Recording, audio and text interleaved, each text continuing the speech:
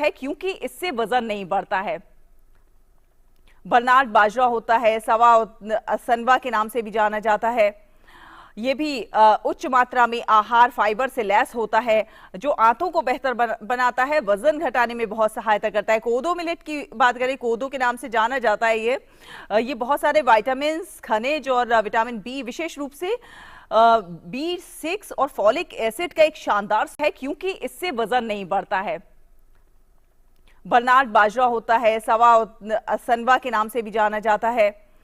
ये भी उच्च मात्रा में आहार फाइबर से लैस होता है जो आंतों को बेहतर बनाता है, वजन घटाने में बहुत सहायता करता है। कोदो मिलेट की बात करें, कोदो के नाम से जाना जाता है। ये बहुत सारे विटामिन्स, खनिज और विटामिन बी, विशेष रूप से B6 और फॉलिक एसिड का एक शानदार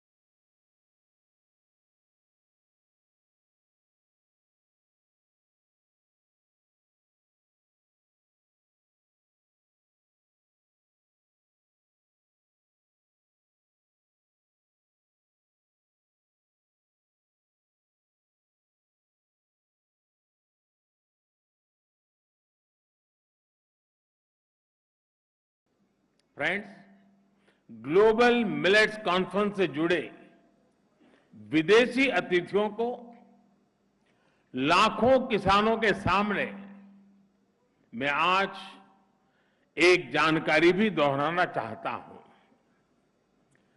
मिलेट्स की ग्लोबल ब्रांडिंग, कॉमन ब्रांडिंग को देखते हुए भारत में मिलेट्स या मोटे अनाज को अब श्री अन्न की पहचान दी गई है। श्री अन्न केवल खेती या खाने तक सीमित नहीं है। जो लोग भारत की परंपराओं से परिचित है वो ये भी जानते हैं कि हमारे यहां किसी के आगे श्री ऐसे ही नहीं जुड़ता है। जहां श्री होती है वहां समृद्धि भी होती है और समग्रता भी होती है। श्री अन्न भी भारत में समग्र विकास का एक माध्यम बन रहा है। इसमें गांव भी जुड़ा है, गरीब भी जुड़ा है। श्री अन्न यानी देश के छोटे किसानों की समृद्धि का द्वार।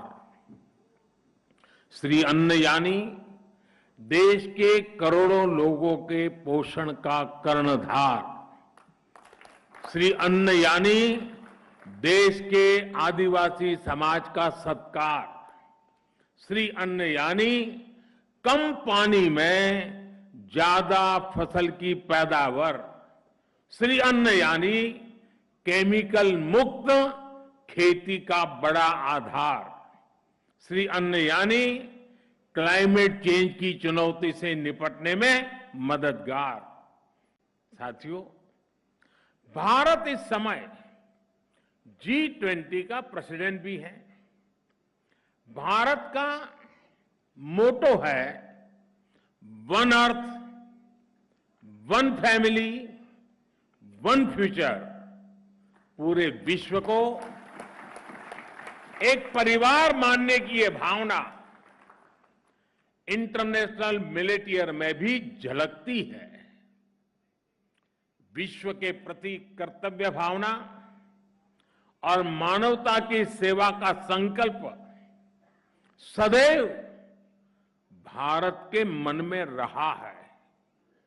आप देखिए, जब हम योग को लेकर आगे बढ़े तो हमने ये भी सुनिश्चित किया कि अंतर्राष्ट्रीय योग दिवस के जरिए पूरे विश्व को उसका लाभ मिले।